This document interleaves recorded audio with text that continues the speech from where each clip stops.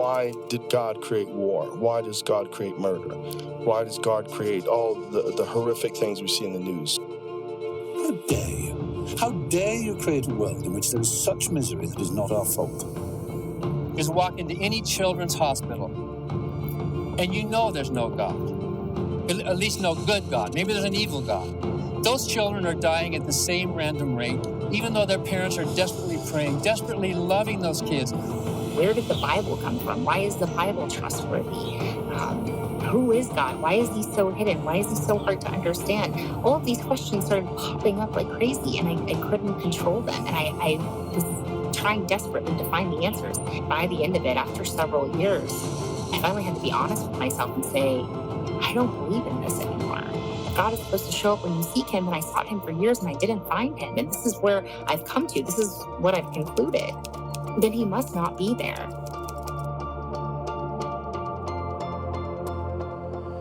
Well, again, good morning, church family.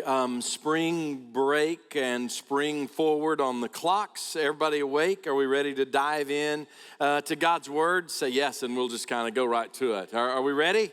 Amen. Are you awake? Everybody good? Hey, listen, we're in this sermon series that we have called hey, God, where are you, right? Where are you in chaos? Last Sunday, David talked about, hey, God, where are you in pain? And by the way, didn't David just knock a home run, knocked it out of the park last Sunday? Amen. If you were here, welcome. Man, it was amazing. So today we're going to talk about, hey, God, where are you in disappointment? So I'm glad you're here. If you're joining us online, I'm glad that you are joining us online. Welcome. It is great to have you online as well. When we think about disappointment, I want to make sure everybody's awake. So how many of you have experienced disappointment in your life? Show of hands. Let me see. All right, I thought we'd get close to 100%. I think it's more like 75%. The rest of y'all have lived a charmed life. I am so impressed. Stay behind after the service today and tell me about your life. Did you know, for the 75% that just said, yeah, I've experienced disappointment, did you know there's actually a place called Disappointment Islands? Plural, islands. Did you know that's a real place? Yeah. It's the island of Topoto and the atoll of Napuku and a couple of others that are in this little, and it's in the Polynesian island chain, and it's very arid, inhospitable. About 500 native Polynesians live there at least part of the year on these islands, but they're called Disappointment Islands. Did you know how they got their name?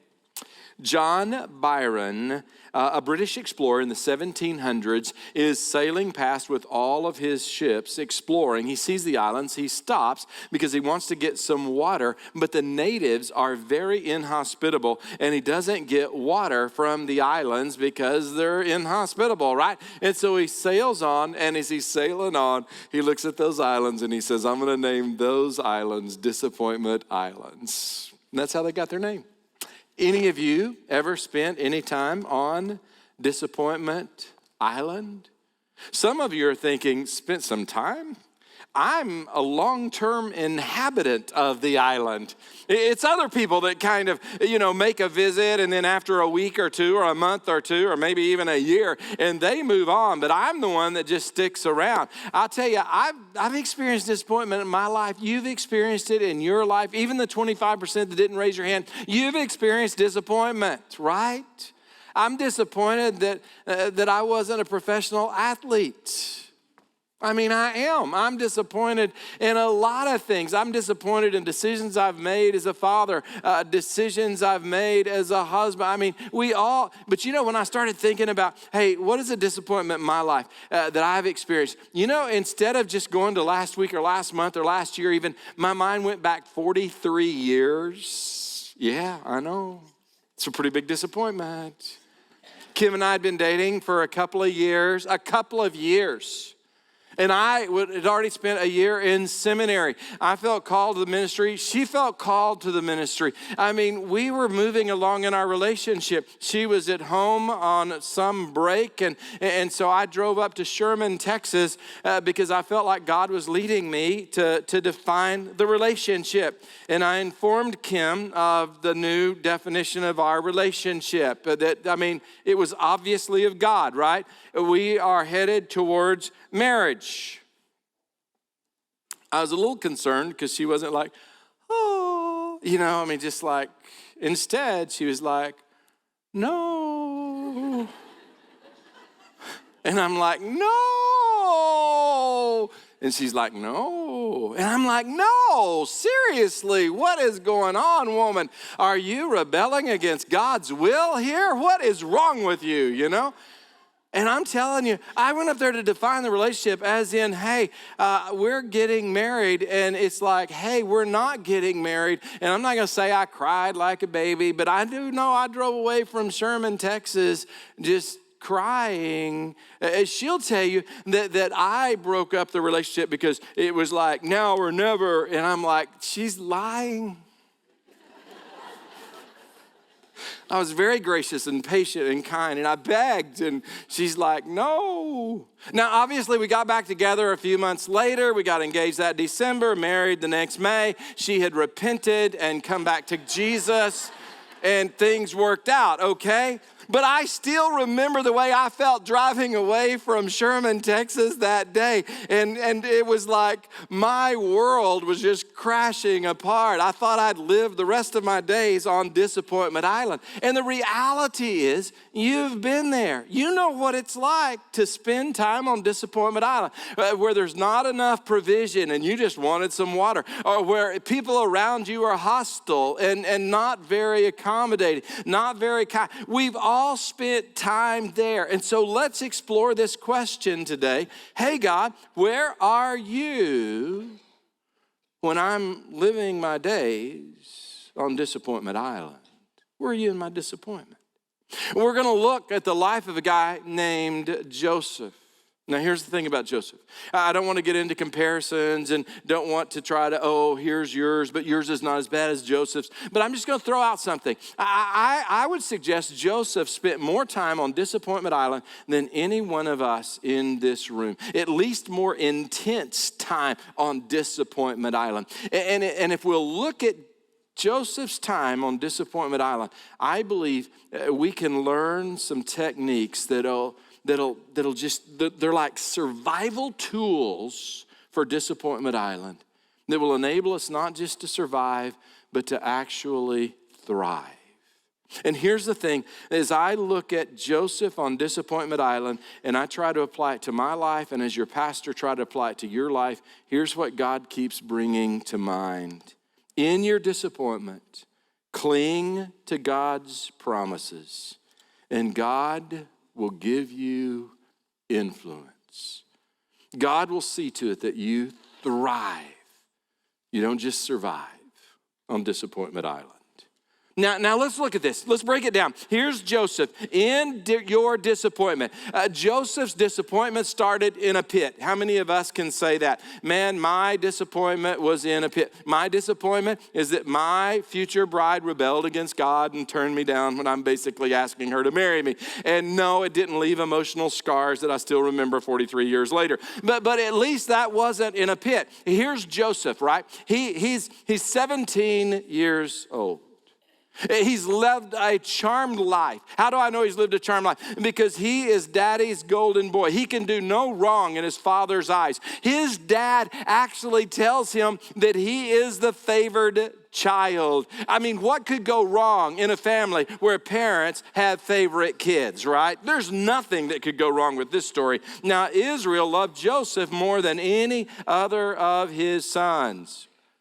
What? That didn't sound good, because he was the son of his old age, and he made him a robe of many colors. So Joseph thinks life is good, right? He's rocking his Peter Millar coat with many colors. It's designed just for him by dear old dad, and he's just, his the apple of his dad's eyes. But I'm telling you, storm clouds were just kind of forming on the horizon, threatening to maroon Joseph on Disappointment Island. The storm clouds, his brothers hated his guts. You go, Gary, that's kind of strong language. I know, listen to this. But when his brothers saw that their father loved him more than all his brothers, they hated him and could not speak peacefully to him.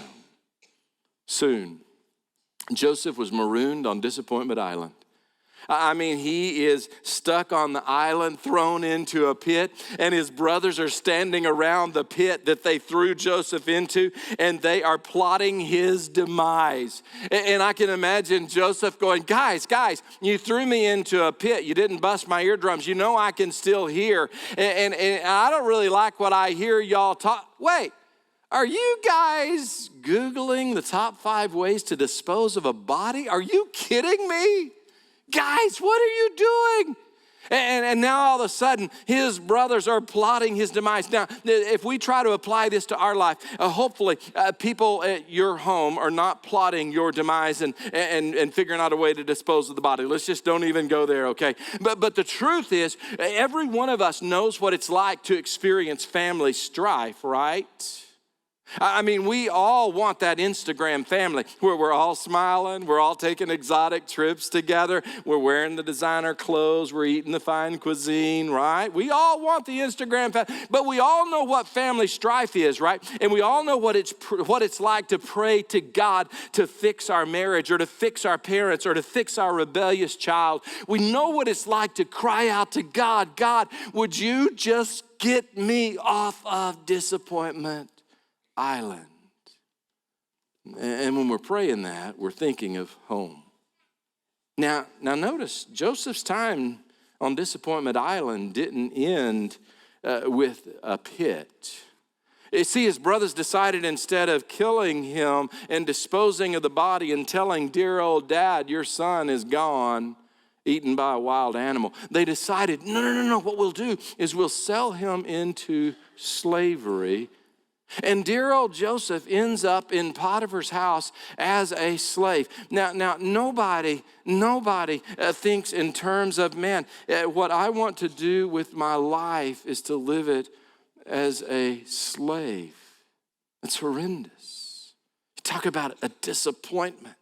And I know it's not apples to apples, but here's the thing that I'm thinking about. Every one of us can relate, at least in some way, some small way, to Joseph, in the sense that, wait a minute, we know what it's like to be disappointed at the office. We know what it's like to maybe hit a glass ceiling or work at a job that is a dead-end job or to at least do that which we hate to do. Every one of us have had to, at one time or another, punch the clock on Disappointment Island and pray, God, would you just get me off of this island? But see, Joseph's time on Disappointment Island didn't just end with being a slave in Potiphar's house. No. Mrs. Potiphar had to get in on the deal. You see, Mrs. Potiphar believed in, let's just call it a non-traditional marriage.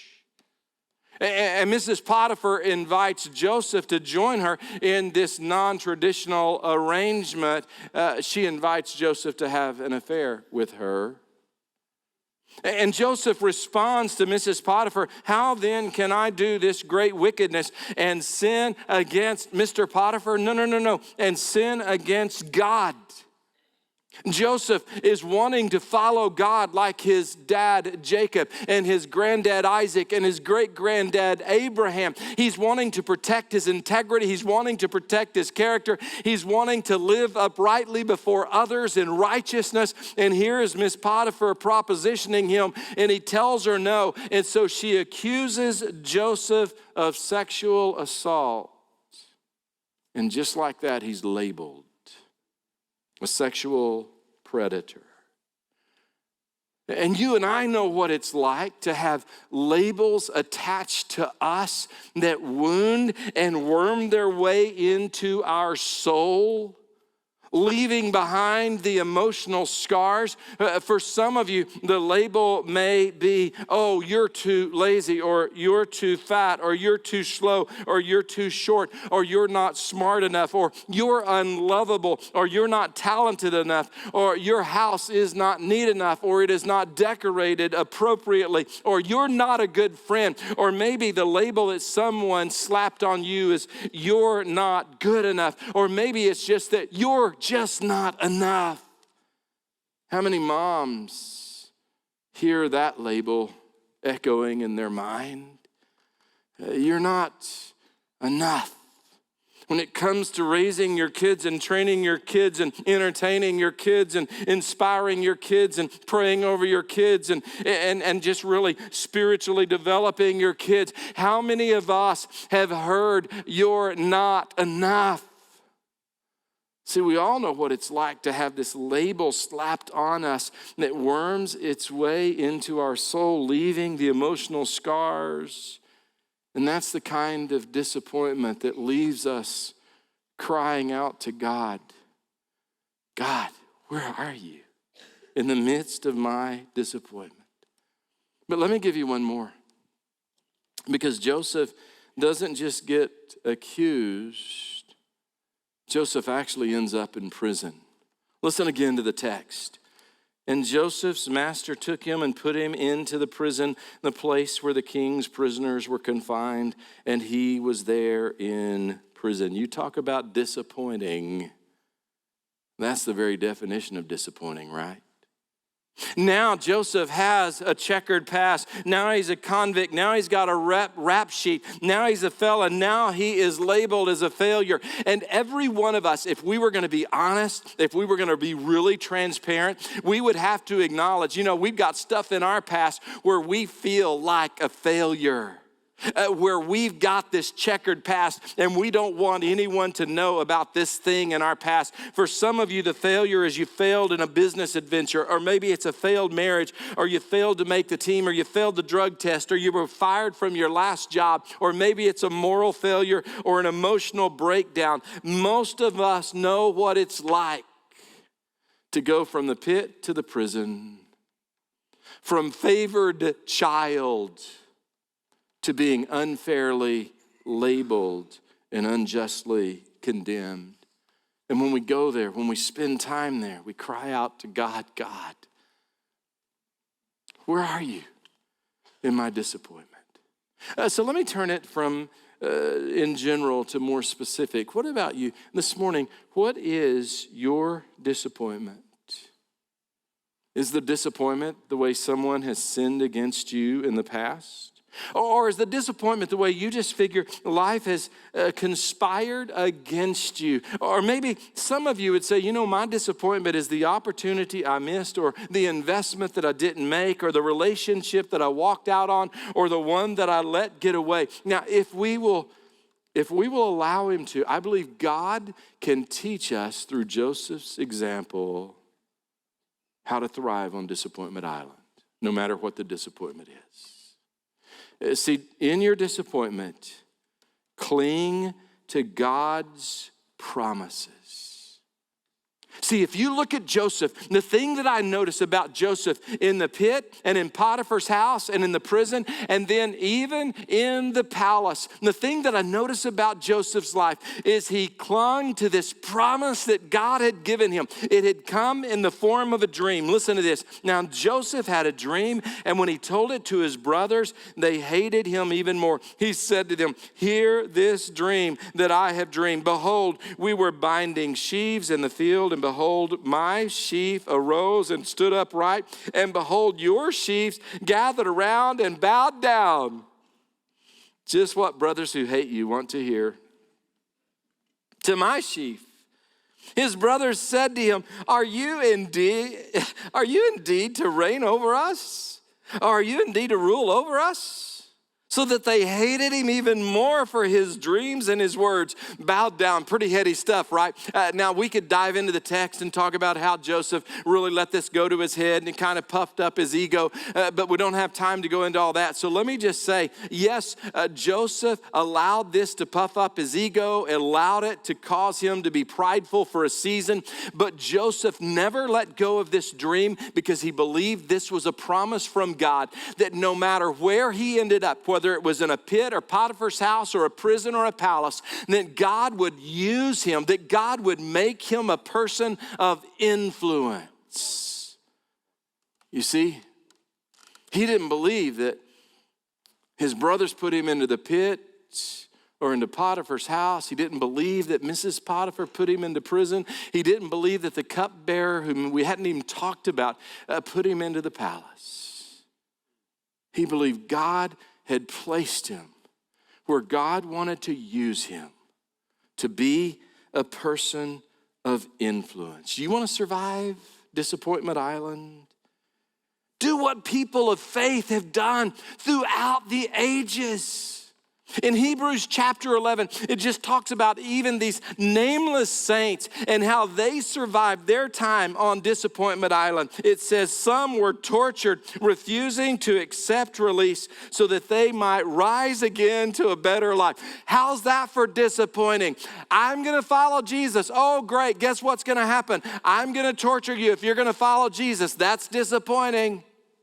But they refused to recant of their faith in Jesus because they held on to this promise that God would raise them up one day to an even better life. Listen, others suffered mocking and flogging and chains and imprisonment. That's disappointing. I'm going to follow Jesus. Oh, if you follow Jesus, we're going to beat you. We're going to mock you. That's disappointing. They were stoned. They were sawn in two. That's disappointing, right? I'm going to follow Jesus. Oh, great. We've got a saw. We're going to cut you in half. That's very disappointing. They were killed with a sword.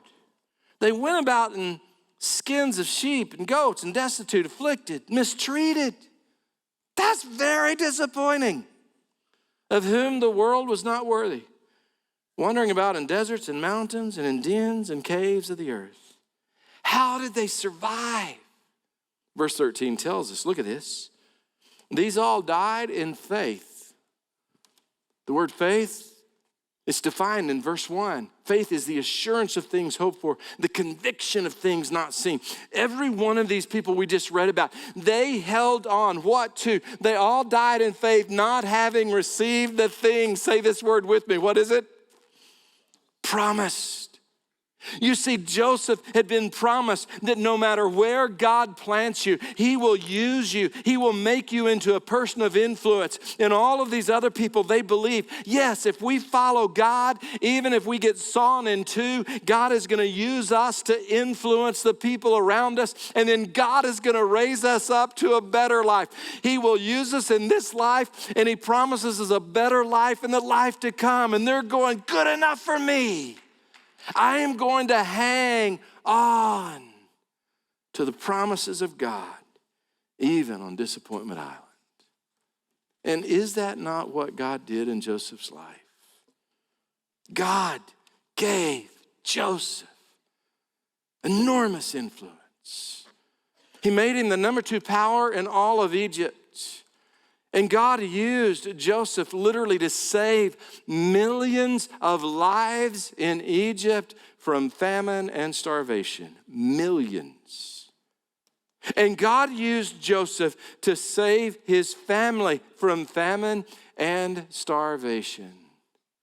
You see, my prayer for you and my prayer for me is that we will cling to God's promise and that God will make you and he'll make me into a person of influence, even when we spend time on Disappointment Island. So what am I inviting you to do this morning? In response to this incredible example by this man named Joseph, number 1, I want to invite you, just let me just get it out before you just like throw rotten eggs at me, okay? Because I don't want to be insensitive to time we spend on Disappointment Island, but I still want to invite you to move from rescue me to use me. I want to invite you to just consider this. What if you started praying fewer rescue me prayers and more use me prayers? Did Joseph want to be rescued from the pit? Absolutely. Did he want to be rescued from Potiphar's house, serving there as a slave? Absolutely. Did he want to be rescued from prison? Absolutely. There were probably times he even wanted to be rescued from the palace. How many times did Joseph think, I'd really like to just buy a little farm in Goshen and just kind of relax, kick back, retire? He probably wanted to be rescued even from the palace, but he didn't focus his energy and his prayers on rescue. Instead, he focused them on being used of God. And God used him in Potiphar's house, in the prison, and in the palace. What if you and I began to pray, Lord, would you give me influence right here on Disappointment Island? God, in the midst of my family's strife, would you give me influence? Would you use me as a peacemaker in my family? What am I inviting you to do? Move from rescue me to use me. Second, show grace. You go, Gary, where's that coming from? Human nature wants to find someone to blame for our disappointment. We want to identify the person who shipwrecked us onto Disappointment Island. We want to know who it is. We want to name them, and then we want to lash out. We want to blame them. We want to find a culprit. We want even to seek revenge. But here's the thing about Joseph. He showed grace even when he was placed in a position of power. Number 2 in Egypt. Think about his brothers. His brothers are going, oh man, our goose is cooked. Dad's about to die and Joseph's gonna kill us. But Joseph gathers his brothers, and here's what he says to his brothers. He says, what you meant for evil, God meant for good. In other words, guys, you didn't put me where I ended up. God did. You see, Joseph understood. It wasn't his brothers or Mrs. Potiphar or the cupbearer that kept him locked up on Disappointment Island. It was God who put him there so he could be a person of influence. Show grace. There's no indication in the text that Joseph sought revenge against Mr. and Mrs. Potiphar. Oh, I know I would have. I'd have paid him a visit, Mr. and Mrs. Potiphar. I got a little surprise for you. I'm thinking 20 years of hard labor busting rocks. That sounds good. No indication. He just showed grace. How could he do that? Because he clung to this promise. God had promised him, Joseph, if you'll just trust me, I'll make you into a person of influence. And then I'm going to raise you up someday to a life that is beyond your wildest dreams. There's a family in our church who's recently just walked through a prolonged stay on Disappointment Island. And they have done so with such amazing grace, clinging to the promises of God. And in doing so, God has given them incredible influence. And I've asked Ivy to just come and share with you just a snippet of their story. Listen to this. So I'm the kids pastor here, so I have the great privilege of walking with families in our church through joyful, wonderful things and also times of disappointment. And the past 6 months, I've been able to walk with a family, the Wagner family. And Greg and Kristen are the parents, and Wyatt and Grace and Elizabeth are the kids. And back in October, Elizabeth got the label of cancer. That's a disappointment. And with that cancer label came extended hospital stays and pretty brutal chemotherapy and school via Zoom, and holiday plans completely flipped upside down. Their whole world, their reality changed. Disappointment, wave after wave of disappointment. And yet I watched them as they went through these disappointing days cling to God's promise. Cling to it.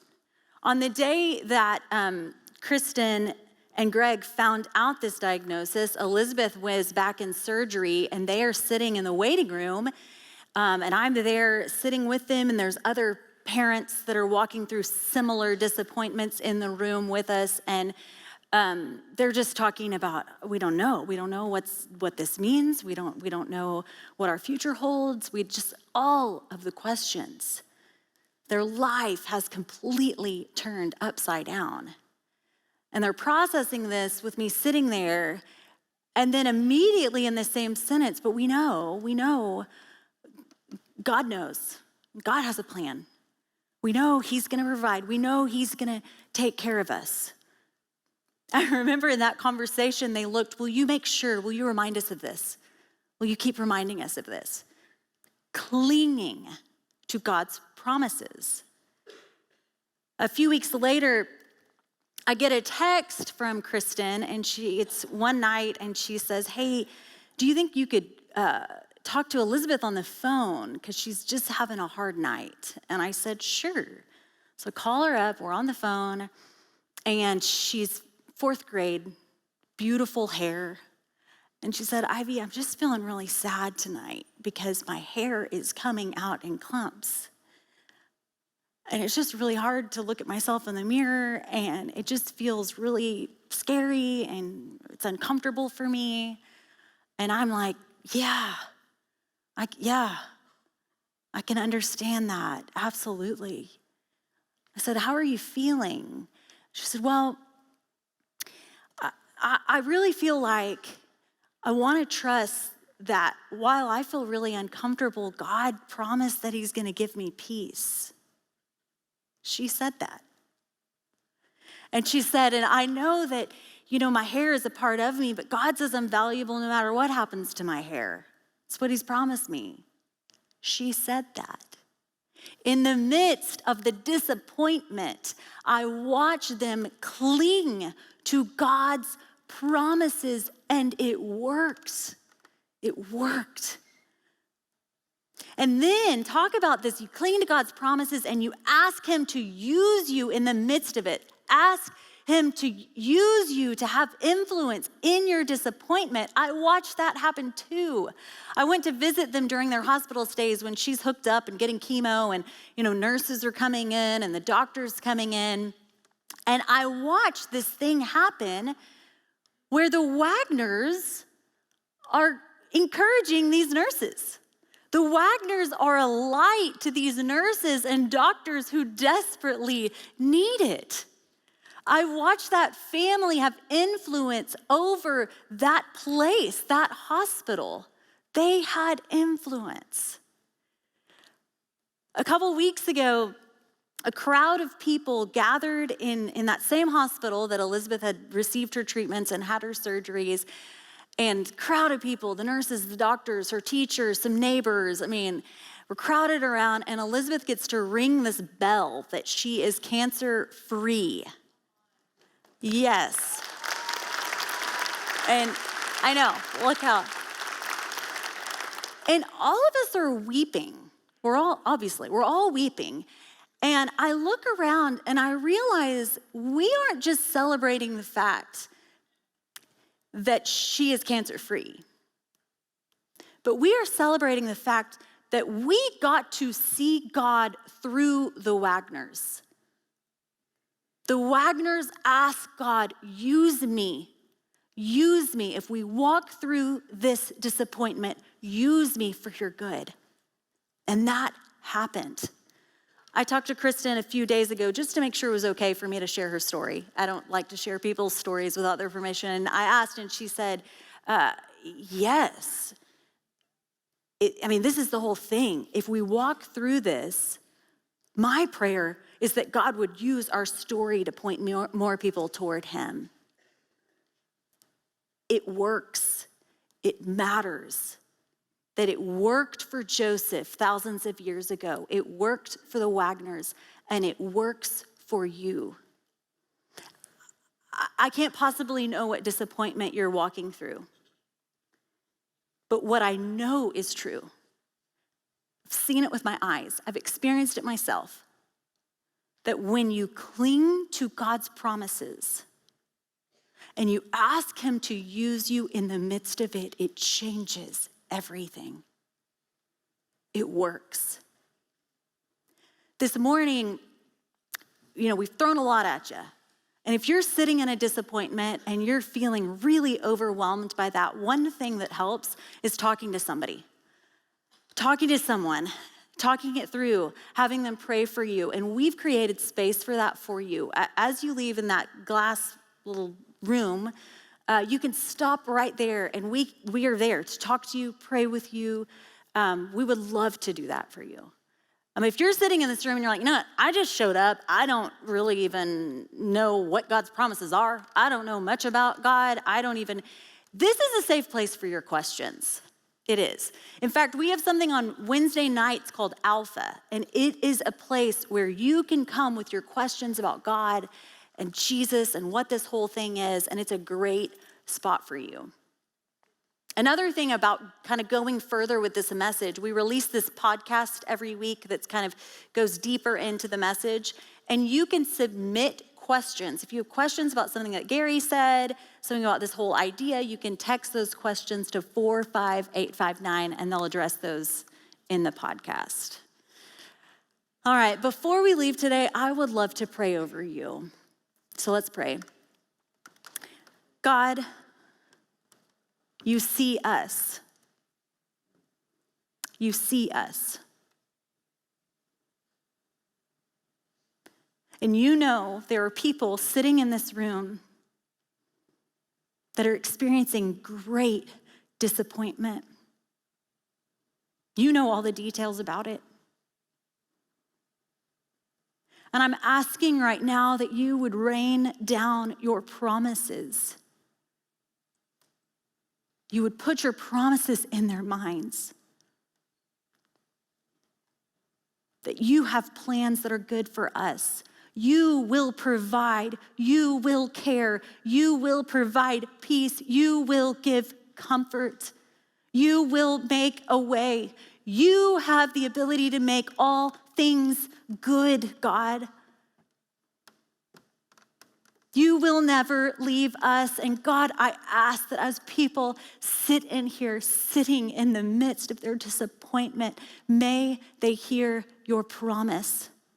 May they cling to your promises. And God, I ask that you would give us eyes to see that you are at work in the middle of the disappointment. That by your power and your authority, you will work through us for good. Help us to be used for your glory, God. Help us to be people who influence others for your good, God. I ask that you would give us opportunities and eyes to see. God, we thank you for this morning. We thank you for your truth. And I ask all of these things in your name. Amen. All right, y'all have a great week. We'll see you next week.